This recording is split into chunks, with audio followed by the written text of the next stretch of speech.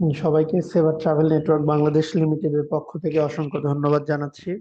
আজকে আমরা কথা বলবো এনডিসি টিকিট কিভাবে এক্সচেঞ্জ বা রিফান্ড করতে হয়।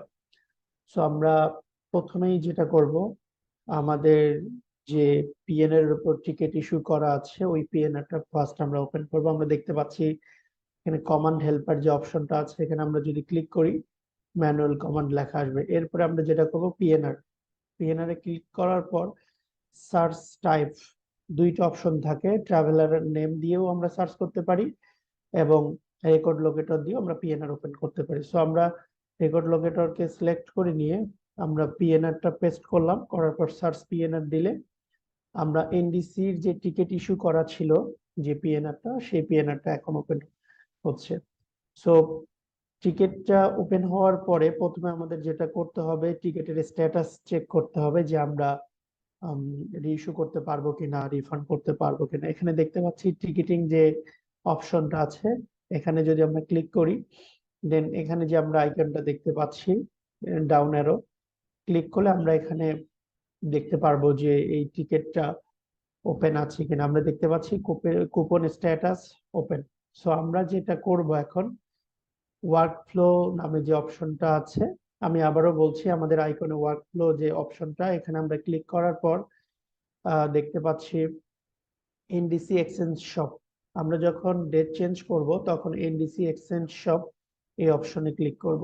করার পর আমরা দেখতে পাচ্ছি যে অপশন চলে এসেছে। এখানে আমরা যদি কোনো পোরশন রেখে দিতে চাই বা কোনো একটা সেগমেন্ট আমরা এক্সচেঞ্জ করব না, সেক্ষেত্রে আমাদের কিপ অপশন সিলেক্ট করতে হবে। আর যদি আমরা দুইটা সেগমেন্টেই চেঞ্জ করতে চাই তাহলে এক্সচেঞ্জ এই অপশনটা রাখতে হবে।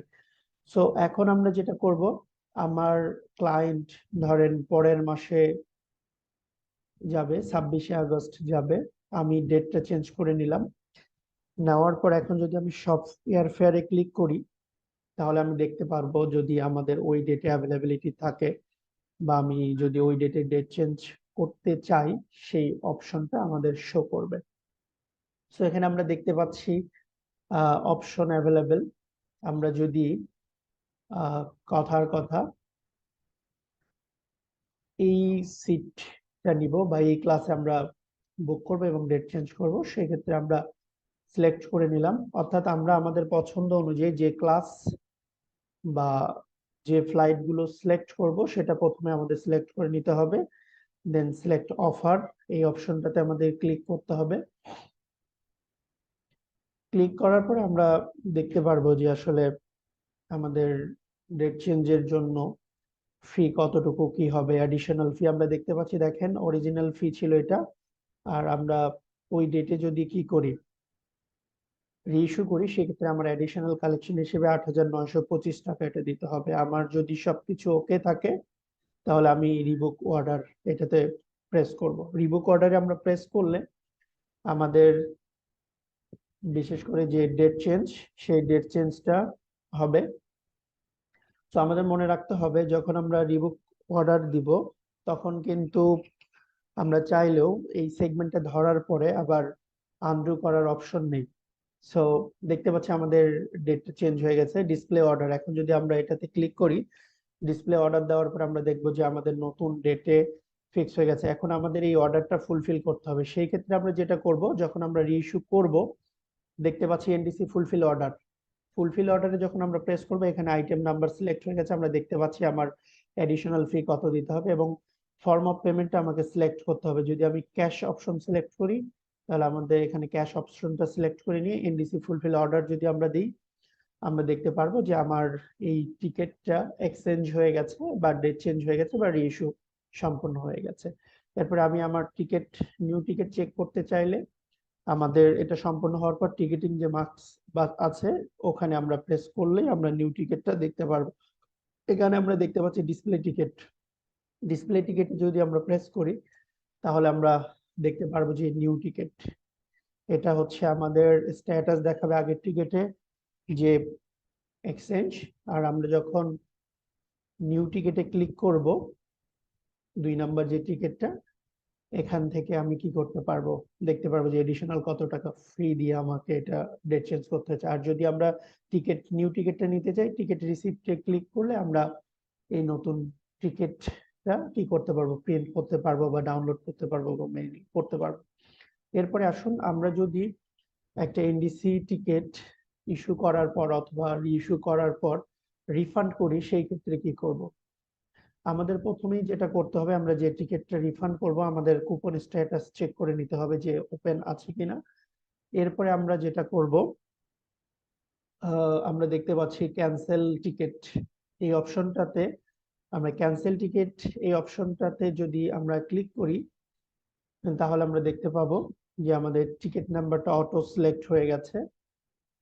এবং হচ্ছে আমাদের এখানে দেখতে পাচ্ছি যে কন্টিনিউ যে অপশনটা, কন্টিনিউ অপশন আমরা যদি ক্লিক করি তাহলে আমাদের টিকিট রিফান্ডের ইনিশিয়াল যে প্রসেস, আমাদের ক্যালকুলেশন গুলো শো করবে প্রথমেই।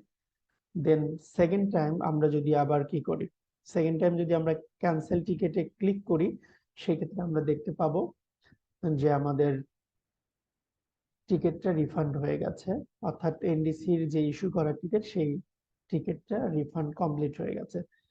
সো আমরা এইভাবেই এনডিসির টিকিট গুলো এক্সচেঞ্জও করতে পারবো, আমরা রিফান্ডও করতে পারবো। আমরা যদি কেউ সেলস রিপোর্ট চেক করতে চাই, সেলস রিপোর্ট চেক করার জন্য আমরা কোডের মাধ্যমে সেলস রিপোর্ট চেক করতে পারবো। এখন দেখেন আমাদের যে টিকিট রিফান্ড হয়ে গেছে, কত টাকা আমরা রিফান্ড পাবো এখানে আমরা পেয়ে গেছি। ডিসপ্লে টিকিটে চলে যাই। ডিসপ্লে টিকিটে যাওয়ার পর আমরা এখানে দেখতে পাচ্ছি যে আমাদের টিকিটটা রিফান্ডেড, অর্থাৎ রিফান্ড হয়ে গেছে। আমরা যদি সেলস রিপোর্ট চেক করতে চাই সেই ক্ষেত্রে DQB display cross of Lawrence NDC দিয়ে আমরা এন্টার করলে আমরা এখানে সেলস রিপোর্ট দেখতে পারবো। আমাদের এই টিকিটটা একবার এক্সচেঞ্জ হয়েছে আমরা দেখতে পাচ্ছি, আবার পরবর্তীতে এটা রিফান্ড হয়ে গেছে। সো এইভাবে আমরা এনডিসি থেকে টিকিট ইস্যু করার পর এক্সচেঞ্জ এবং রিফান্ড করতে পারবো। সবাইকে অসংখ্য ধন্যবাদ এই ভিডিওটি দেখার জন্য। এবং আমরা আরেকটা জিনিস দেখতে পাচ্ছি যে আমাদের পিএনআরটাও কিন্তু দেখা যাবে যে যখন ক্যান্সেল হয়ে যাবে, পিএনআর আমাদের সেগমেন্টটাও থাকবে না। আমরা রিফান্ড করে ফেলার পর সেগমেন্টটা অটো রিমুভ হয়ে যায়। যেমন আমরা আইটিনারি অপশনে যদি ক্লিক করি তাহলে দেখতে পাচ্ছি যে নো আইটিনারি, এখানে কোনো আইটিনারি নেই। সো এইভাবে আমরা আমাদের টোটাল প্রসেসটা কমপ্লিট করতে পারবো। সবাইকে